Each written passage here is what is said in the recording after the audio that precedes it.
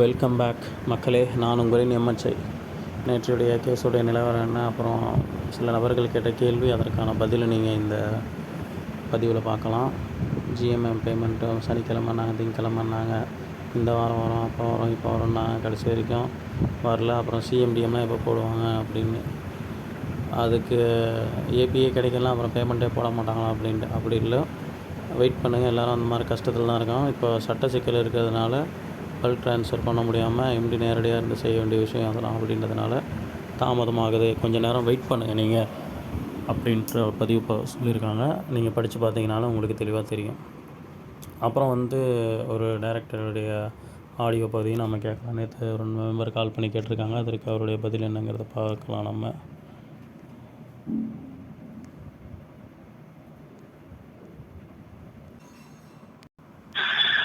Hello sir, பணம் இந்த வாரம் ஏதாவது வர வாய்ப்பு இருக்குங்களா சார்? பணம் இந்த வாரம் ஏதாவது வருங்களா சனிக்கிழமைக்குள்ள? நீ என்ன பண்றீங்க? நான் சிஎம் பிளான் சார். சிஎம் பிளானா? ஆமா. கொஞ்சம் வெயிட் பண்ணுங்க சார். இன்னைக்கு இந்த வாரத்துல வீடியோ எப்படி சார் வீடியோ போடுவாங்க? சரி, கொஞ்சம் வெயிட் பண்ணுங்க. அதுக்குள்ள ரைட்டா பாத்துக்கிட்டு இருக்காங்க. அமௌண்ட் தான் ரெடியா இருக்கு சார். அமௌண்ட் ரெடியா இருக்கு. எப்படி சார் வீடியோ போட்ட உடனே கோல்டு, டைமண்ட், கிரவுண்ட் அப்படியே வரிசையா போட சொல்லுவாங்க. சரி சரி சரி. இந்த வாரம் கோல்டு மெம்பரு, அடுத்த வாரம் டைமண்ட், அடுத்து நமக்கு தான். அடுத்த சிஎம்க்கு தான். ஆமா, கண்டிப்பா நமக்கு தான். கொஞ்சம் வெயிட் பண்ணுங்க. எவ்வளவு நாள் வெயிட் பண்ணிட்டோம். கொஞ்சம் ஒரு 2 நாள் வெயிட் பண்ணுங்க. எம்பி சார் வீடியோ வரட்டும். அவர் உங்களுக்கு தெளிவான விளக்கம் கொடுத்துருவாரு. சரிங்க சார். கொஞ்சம் கொஞ்சமா போட்டா கூட பரவாயில்ல சார், ஏதோ அட்ஜஸ்ட் பண்ணிடலாம். கண்டிப்பா போட்டுருவாங்க சார். கண்டிப்பா எல்லாத்துக்கும் ஒரு நாள் கூட மிஸ் ஆகும் சார். எல்லாத்துக்கும் போட்டுருவாங்க சார். சரி சரி சரி. எல்லாத்துக்கும் அமௌண்ட் வந்துடும். தைரியமா இருங்க. நமக்கு எல்லாத்துக்கும் அமௌண்ட் வந்துடும். அமௌண்ட் ஃபுல்லா வந்துருச்சுன்னா நமக்கு கீழே இன்னொரு 4 சிஎம் சேர்த்தா நான் சீலிங் அச்சீவ் ஆயிடுவேன். Super super. ஆமா சார், அதை பத்தி எதுவும் சொல்லவே இல்லை சார். எப்பயும் போலதான். சரி சரி சரி. நம்ம எம்பி சார் வீடியோ சொல்ற வரைக்கும் அது சீலுக்கு 200 ரூபா. சரிங்க சார். சரி. ஓகே. இப்ப போடுறவங்களுக்கு எல்லாம் ஹெல்த் சப்ளிமெண்ட் கொடுக்குறாங்க இல்லையா? இல்ல சார், அது இன்னும் சொல்லல. நம்ம எம்பி சார் வீடியோ சொன்னதுக்கு பண்ண கொடுப்பாங்க. இப்போதைக்கு எதுவும் சொல்லல. இப்போதைக்கு எல்லாமே அந்த ஆயுர்வேதிக் கேப்சூல் தான் கொடுக்குறாங்க. சரிங்க சார். சரி சரி. அதேதான். சரி, மேக்ஸிமம் இந்த மாசத்துக்குள்ள நமக்கு கிடைக்கும் இல்லைங்களா? கண்டிப்பா வாங்கிக்கலாம் சார். ஒரு ஆகஸ்டுக்குள்ள ஃபுல்லாவே நமக்கு கையில கிடைக்கிற மாதிரி பண்ணிடுவாங்க. ஆகஸ்ட்ல போக அவசியமே கிடையாது. ஜூலை 20ஆம் தேதி தாண்டாது சார். சரி சரி சரி. கண்டிப்பா வாங்கிக்கலாம். சரிங்க சார். சரி சரி. அடுத்து உங்களுக்கு கண்டினியூ வந்துகிட்டே இருக்கும். மந்த்லி வந்துகிட்டே தான் இருக்கும். Okay sir. Okay okay okay. Thank you sir. Thank you. Time இல்லாம, அதுக்கான நேரம் இல்லாம இருக்கலாம், அதுக்கான சமயம் இல்லாம இருக்கல. ஆப் ரன்னிங்ல இருக்கு. ஆர்பிஐ எந்த அக்கௌண்ட்டையும் ஃப்ரீஸ் பண்ணல. ஆன்டிசிபேட்டரி பில் கேட்கிறப்போ எந்த வார்த்தையும் இஓடபிள்யூ சொல்லல. எதுவுமே நடக்கல. இதனை கோர்ட்ல விசாரித்து அவங்க சொல்ற இந்த விஷயத்த எதுவுமே நடக்கல. இதுல இன்வெஸ்டிகேஷன் பிரிலிமினரி ஸ்டேஜ் இருக்கு. they just asked for some time கேட்டிருக்காங்க. இப்போ அந்த கம்பெனில இருந்து ஏதாவது ஒரு டைரக்டருக்கு ஆன்டிசிபேட்டரி பில் கண்டிப்பா கிடைக்கும் எதிர்பார்க்கலாம். கிடைத்ததற்கு பிறகு வெளியே வந்து அவர்கள் உங்கள் பேமெண்ட் எப்போ வரும், எப்படி வரும்ன்றதை அவர்கள் சொல்லுவார்கள். அதுவரை பொறுமையாக இருக்க வேண்டும். இது உங்களுக்கு ஒரு சத்திய சோதனை. இந்த மாதிரியான ஃப்ராடுகள் சேர்ந்து பண்ண ஒரு வேலையால இந்த கம்பெனிக்கு கிடைத்திருக்கக்கூடிய ஒரு சோதனை காலம். இதை கடந்து போகும்போது எதிர்பார்கள்.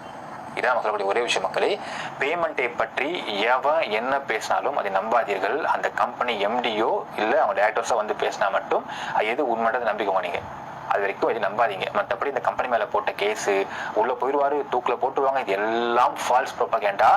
டுபாக்கூர்கள், ஃப்ராடுகள், இந்த மாதிரி ஃப்ராடு கும்பல் சொல்கிற விஷயத்தை நம்பி ஏமாற வேண்டாம். சட்டத்தை தெரிந்து கொள்ளுங்கள். இதை ஒரு பெரிய விஷயம் கிடையாது.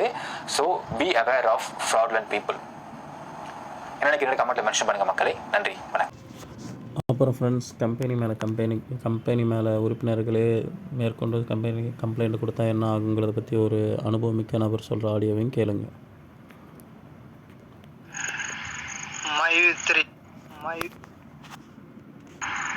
மைத்ரி சொந்தங்கள் அனைவருக்கும் மாலை வணக்கம். நீங்கள் எல்லா குரூப்லேயும் கூட இந்த பதிவை ஷேர் பண்ணி விடுங்க. இருக்காங்க. என்னென்னா, நான் வந்து கிட்டத்தட்ட ஒரு 20 பிஸ்னஸில் இருந்திருக்கேன். மைவி3க்கு முன்னாடியேவும் 20 பிஸ்னஸில் இருந்திருக்கேன். எல்லாமே இப்படி ப்ராப்ளத்தில் அடைச்சிட்டாங்க. ஓகேங்களா? அடைச்சா எதனால் அடைச்சாங்க? இதுவரை பைசா வரல. 7 வருஷம் ஆச்சு, 8 வருஷம் ஆச்சு, 10 வருஷம் ஆச்சு. பைசா வராததுக்கு காரணம் என்ன தெரியுமா? எல்லாம் போலீஸ் கேஸ். நம்ம கூட இருக்கவங்களே போலீஸ் கேஸ் கொடுத்ததுனால தான். ஒரு மிஸ்டேக் ஆகி ஒரு ஆள் கொடுத்து அதை ரிலீவ் பண்ணி வர்றாங்கன்னா, அது அவங்களுக்கு சப்போர்ட் பண்ணி இருந்தாங்கன்னா இந்நேரம் அந்த கம்பெனியெல்லாம் ஜெயிச்சு அவங்க வந்து நல்லது பண்ணியிருப்பாங்க. பட்டு செய்ய விடாமல் மேலும் வரல கொடுக்க சொல்லி கம்பெனியை பண்ணின பிஸ்னஸில் போட்டவங்களே நம்பிக்கை இல்லாமல் அவங்க மேலே திரும்ப திரும்ப கேஸ் கொடுக்கத்தான் அதெல்லாம் இப்போ எல்லாமே அது பணம் வராமலே போயிடுச்சு. காரணம் வந்து நம்ம கேஸ் கொடுக்கறது நமக்கு யார் கொடுப்பா? நம்ம பணத்தை வந்து யார் கொடுப்பானா அது கம்பெனி மட்டும்தான் கொடுக்க முடியும். வேற கோர்ட்டோ போலீஸோ கவர்மெண்ட்டோ யாரும் கொடுக்க முடியாது. வக்கீலோ யாரும் கொடுக்க மாட்டான். நம்ம பணத்தை எந்த கம்பெனியில் முதலீடு பண்ணோமோ அவங்க மீடேறி நல்லா இருந்தால் அவங்க மட்டும்தான் கொடுக்க முடியும். அந்த தப்பை தான் எல்லா கம்பெனியும் பண்ணி எல்லாரும் பண்ணி இப்படி இந்த நிலைமையில் இருக்கும். மொத்தம் டோட்டல் தமிழ்நாட்டில் 255 கம்பெனி லாக் ஆகி கிடக்கு. எல்லாமே கேஸ். காரணம் நம்பிக்கை இல்லாமல் கூட இருக்கிறவங்களே இப்படி பண்ணனால தான். யாருக்கா 255 கம்பெனியில் யாராவது கம்ப்ளைண்ட் கொடுத்ததுக்கு ஒரு பைசா கிடைக்கல. அவங்களுக்கு சொல்யூஷனே இல்லை. அவங்களால என்ன லாபம் தெரியுமா?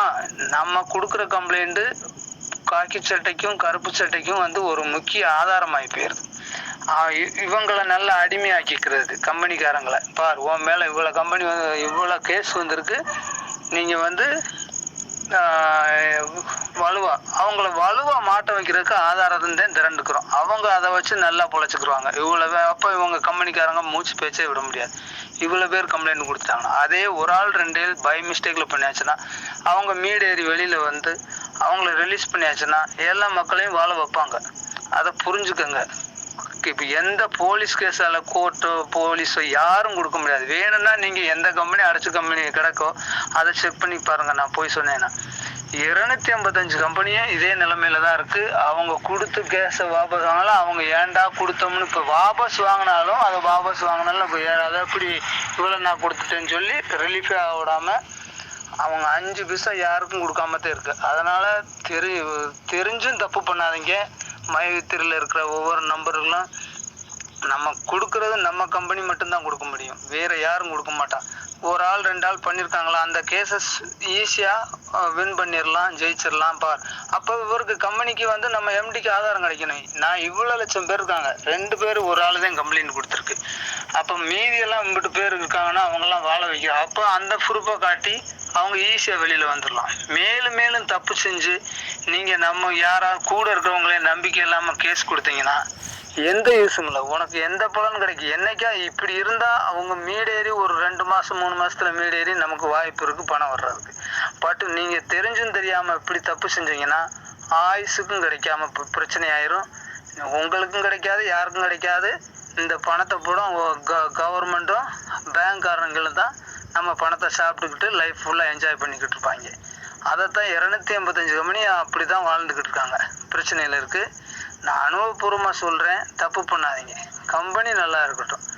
ஏதோ மிஸ்டேக்கில் எவனோ ஒரு ஆளுக்கு ஏதோ பிரச்சனையால் கேஸ் ஆயிடுச்சு, அதோட நிப்பாட்டினீங்கன்னா அதை ஈஸியாக மீடேறி வந்து அவர் காட்டி ஒரு ஆள் தான் பாக்கி இவ்வளோ பேர் நான் என்னை யாருக்கு யாரும் எந்த மிஸ்டேக்கும் இல்லைன்னு சொல்லி அவர் ஈஸியாக ரிலீஸ் ஆகி கம்பெனி நடத்த வாய்ப்பு இருக்குது. ப்ளீஸ் புரிஞ்சுக்கோங்க.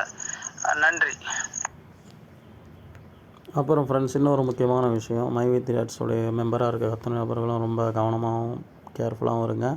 அதே போல் நிறுவனத்துக்கு எதிராக யாராவது செயல்படுறாங்க அப்படின்ற விஷயம் கண்டிப்பாக நிறுவனத்துக்கு நல்லபடியாக இயங்கும் போது தெரிய வரும்போது கண்டிப்பாக அவங்களுக்கு அதற்கான தக்க தண்டனை நடவடிக்கை நிறுவனம் அவங்க மீது எடுக்கும் என்பதில் எந்த விதமான மாற்றம் இல்லை. அது யாராக இருந்தாலும் சரி. ஸோ அந்த கருத்தை கவனத்தில் கொண்டு நீங்கள் கவனமாக செயல்படும்னு கேட்டுக்கொள்கிறேன். மேலும் ஒரு உண்மையான சிறந்த தகவலுடன் உங்களை சந்திக்கிறேன். அதுவரை உங்களிலிருந்து விடைபெறுவது உங்களின் நான் MHI. நன்றிகள்.